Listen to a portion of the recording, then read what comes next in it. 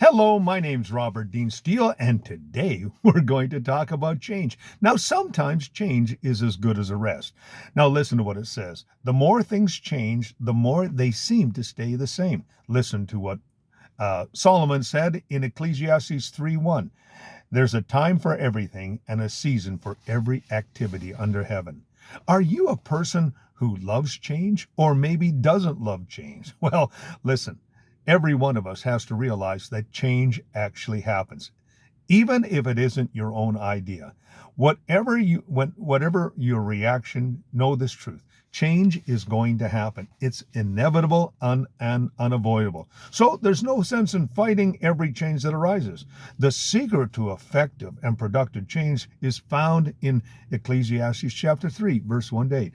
And like I said, there's a time for everything and a season for every activity under heaven. Well, there's a story of a brand new pastor who, on his first Sunday, preached before the singing took place. Then, instead of passing the offering plate in the pews, he asked his congregation to parade plates in the parade across the front of the sanctuary and drop checks and change into the giant pot.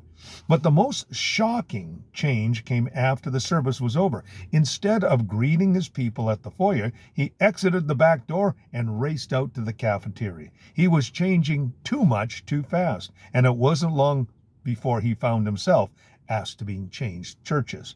So adjusting in changes in life is most difficult when we have to do it.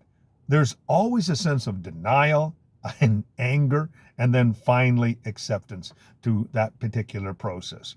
However, you do know this, that there is a confidence knowing that God has a plan for your life in his hands. Romans 8:28 says, all things work together for good. Doesn't mean all things are good, but all things work together for good. And remember this, God is going to guide you and strengthen you and help you in those times of change. My name is Robert Dean Steele.